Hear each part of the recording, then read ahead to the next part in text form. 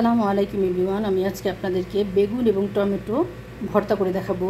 এর জন্য এখানে একটা বড় টমেটো আর একটা অর্ধেক টমেটো আছে, এখানে আমি কেটে নিয়েছি। একটা বেগুন নিয়েছি, বেগুন এবং টমেটো আমি আজকে ভর্তা করে দেখাবো। এখানে নিয়েছি শুকনা মরিচ নিয়েছি, এখানে 2টা রসুন কোষ ছাড়িয়ে পরিষ্কার করে নিয়েছি। এখানে নিয়েছি 2টা পেঁয়াজ, 2টা বড় পেঁয়াজকে কুচি করে আমি নিয়েছি। ভর্তা করার জন্য লাগবে আমার সরিষার তেল এবং লবণ। এখন আমি বেগুনটা গোল গোল করে কেটে নিব। বেগুনটা আমি এরকম পাতলা স্লাইস করে কেটে নিয়েছি।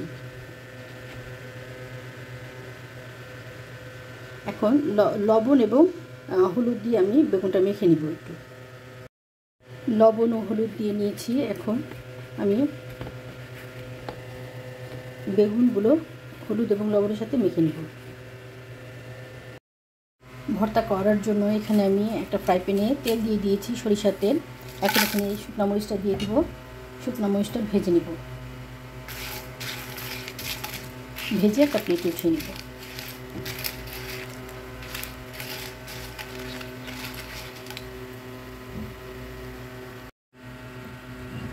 শুকনো মরিচটা ভাজা হয়ে গেছে, এখন একটা প্লেটে উঠিয়ে নিব।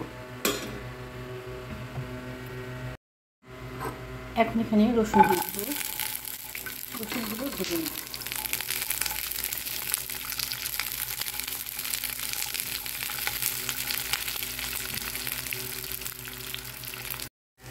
শুকনো মরিচটা একটা প্লেটে উঠিয়ে নিয়েছি, গোটাটা বেছে নিব।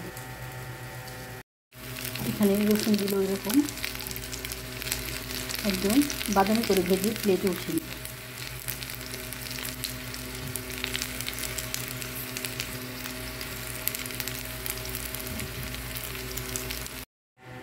রসুন ভেজে প্লেটে উঠিয়ে নিয়েছি। এখন পেঁয়াজ দিয়ে দিব। পেঁয়াজটাও আমি সরিষা তেলে ভেজে নেব।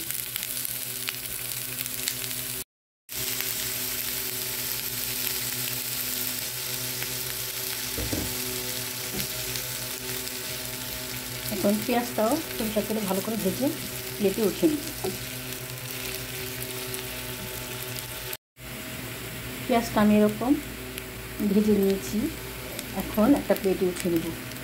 পেঁয়াজটা যদি আপনারা ভেজে ভর্তা করেন তাহলে ওই পেঁয়াজটা অনেক সময় ভালো থাকে, তাই আমি সবসময় পেঁয়াজটা একটু ভেজে ভর্তা করি। এখন আমি পেঁয়াজটা একটা প্লেটে উঠিয়ে নেব।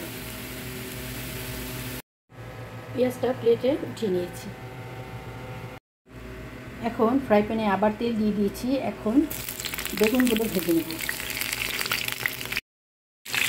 বেগুন দিয়ে দিয়েছি ফ্রাই প্যানে, এখন 2 পাশ বাদামি করে প্লেটে উঠিয়ে নেব। বেগুনটা আমি 2 পাশ বাদামি করে ভেজে নিয়েছি, এখন একটা প্লেটে উঠিয়ে নেব।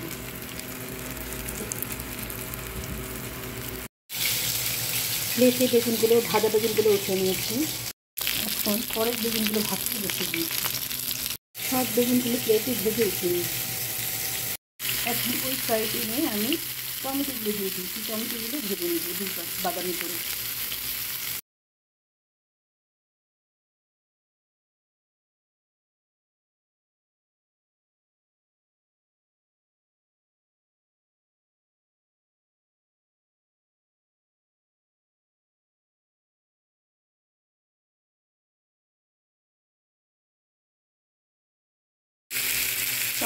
টমেটোটা এরকম পোড়া করে আমি ভেজে নিয়েছি, এখন একটা প্লেটে দিয়েছি।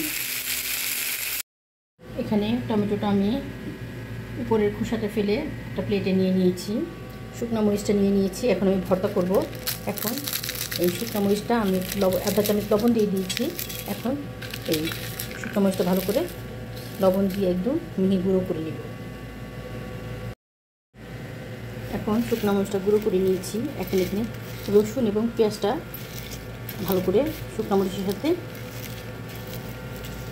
একদম মিহি করে গুঁড়ো করে নেব।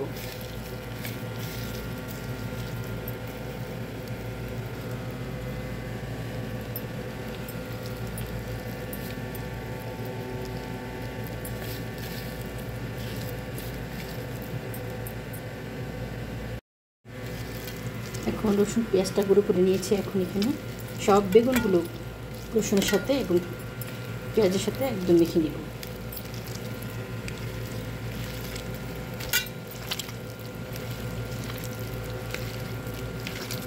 ভর্তাটা যত সুন্দর করে মেখে নেবেন ভর্তাটা তত টেস্টি এবং মজা হবে। এখন এখানে টমেটোগুলো দিয়ে দেব। টমেটোগুলো নিয়ে বেগুনের সাথে ভালো করে কষিয়ে নেব। এখানে বেগুন ভর্তা একটু লবণ কম ছিল, আমি লবণ দিয়ে দিয়েছি। দিয়ে দিব ধনিয়া পাতা কুচি। এখন দিয়ে দিব সরিষার তেল, উপর থেকে আরেকটু সরিষার তেল দিয়ে দিব।